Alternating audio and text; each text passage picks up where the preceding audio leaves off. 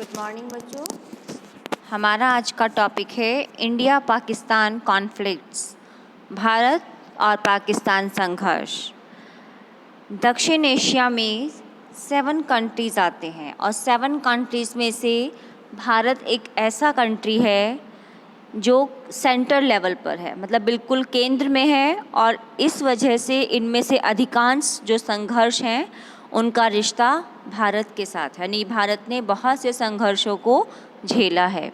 तो इन सब में, इन संघर्षों में सबसे प्रमुख संघर्ष और सबसे ज़्यादा संघर्ष जो झेला है वो भारत और पाकिस्तान, यानी कि भारत और पाकिस्तान के मध्य हमेशा से ही संघर्ष का रिश्ता रहा है। पार्टीशन हुआ था 1947 में और उसके तुरंत बाद ही दोनों कंट्री यानी कि इंडिया और पाकिस्तान कश्मीर के मसले पर लड़ पड़े थे। यानी कि पहला जो मसला था वो कश्मीर का था। पाकिस्तान की सरकार का दावा था कि कश्मीर पाकिस्तान का है और भारत का दावा था कि कश्मीर भारत का है। उसके बावजूद भारत और पाकिस्तान के बीच 1947 से 48 तक और 1965 के इस युद्ध से इस मसले का समाधान नहीं हुआ, मतलब कि ये मुद्दा नहीं सुलझा। उसके बाद फलस्वरूप रिजल्ट क्या रहा कि कश्मीर के 2 हिस्से हो गए।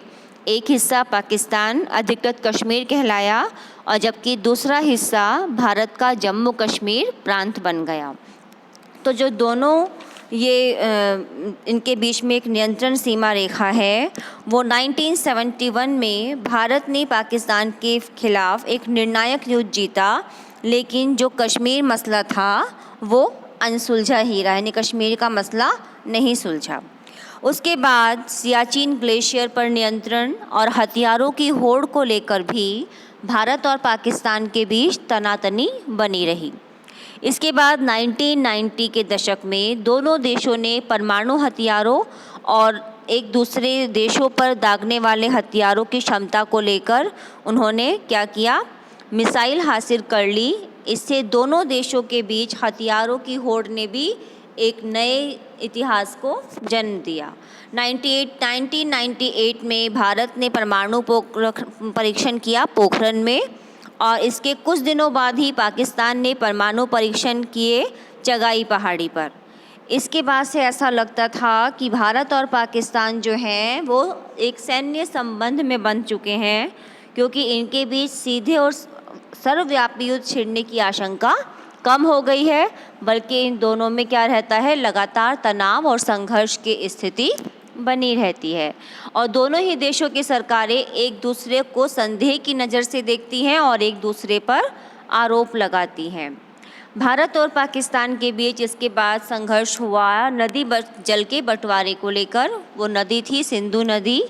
तो 1960 तक दोनों देशों ने सिंधु नदी के इस्तेमाल को लेकर अपने अपनी तरफ से तीखे विवाद जो हैं दिए।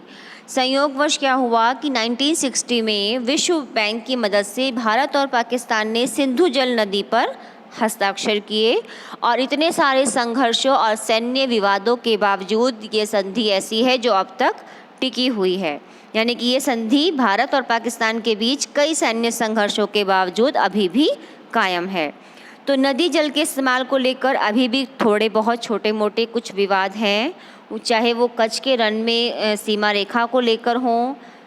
तो दोनों देशों के बीच अभी भी मतभेद की स्थिति भी है और तनाव की स्थिति भी है।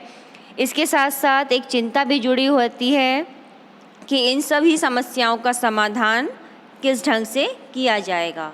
तो इन सभी को देखते हुए भारत और पाकिस्तान जब से पार्टीशन हुआ उसके बाद से लेकर और आज तक संघर्ष की स्थिति में कायम है।